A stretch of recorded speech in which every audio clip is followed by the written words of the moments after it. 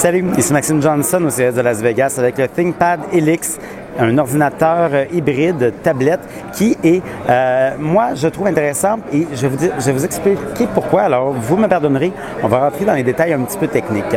Lorsqu'on voit des appareils comme ça, donc ça peut être, comme on le voit là, un ordinateur ou encore une tablette. Alors, c'est pas le seul hybride qu'il y a dans le marché. Les hybrides, habituellement, fonctionnent de deux façons. Soit que A, l'ordinateur est dans le clavier, on a ça avec le Lenovo Yoga, ou soit que B, l'ordinateur est dans l'écran. On a ça entre autres avec le HP X2. Alors, dans les deux cas, on a des avantages et des inconvénients.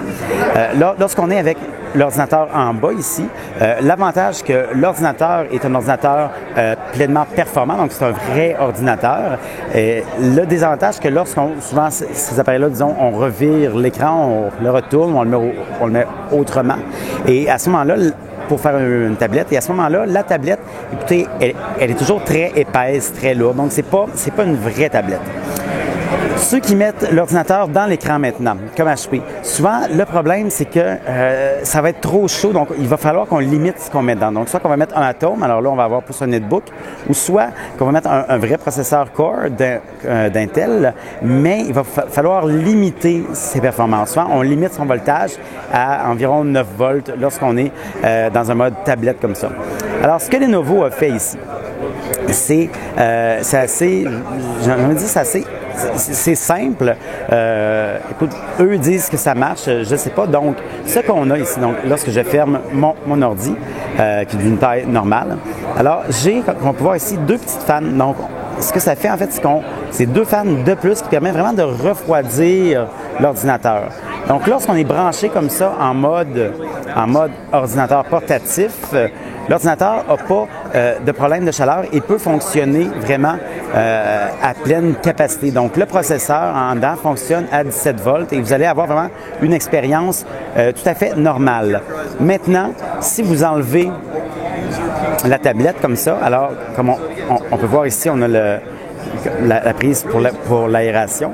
Donc, on a une certaine aération, mais c'est pas autant. Alors là, vous allez être limité à un processeur de 9 volts. Donc, oui, on a un petit compromis au niveau de la tablette, mais ceci dit, la tablette est d'une taille plus intéressante que celle des ordinateurs hybrides et même à 9 volts, on est encore plus performant là, souvent que les processeurs Atom.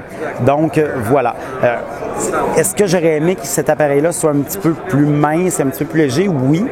Ceci dit, c'est quand même beaucoup mieux que ce qu'on voit ailleurs, là. Donc, c'est quand même, je trouve, une bonne amélioration. Autre petit détail, si vous voulez un entre-deux, vous pouvez, parce que c'est possible de mettre comme ça la tablette à l'envers. Voilà. Et donc là, vous avez une tablette, donc Windows 8, comme on en voit de plus en plus, qui est épaisse et qui est lourde, mais qui fonctionne, disons, entre les deux. Donc là, ça fonctionne à 13 volts. Alors, les ports, ils étaient en dessous de la tablette directement, mais il y en a d'autres. Donc, lorsqu'on utilise le clavier, on les voit ici. Donc, j'ai le port ici pour le courant. J'ai deux ports USB 3.0 et un port display. Ce qui est pas intéressant, c'est spécial, je dirais, c'est que ce ne sont pas les mêmes ports lorsqu'on enlève ici l'ordinateur. Donc, ce que j'ai en dessous, j'ai des ports, en fait, USB 2.0 et non 3.0. Alors, ce qu'on me dit, c'est que l'ordinateur était trop petit, en fait, trop mince pour pouvoir mettre un port 3.0 qui est plus gros. Alors, donc, c'est pour ça que c'est seulement des 2.0. Et donc, c'est par le connecteur là, qu'on voit ici au centre de l'écran que les ports USB 3.0 de la station d'accueil passent. On a aussi une fente pour une carte, pour des cartes. On a donc d'autres choses comme ça dans l'appareil.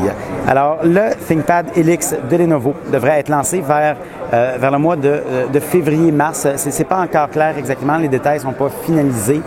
Par rapport au prix, on peut s'attendre à payer peut-être environ 1500 $, mais encore une fois, c'est pas vraiment finalisé. Alors, pour avoir plus d'informations sur le ThinkPad Helix, je vous invite à consulter mon site web, maximejohnson.com/techno.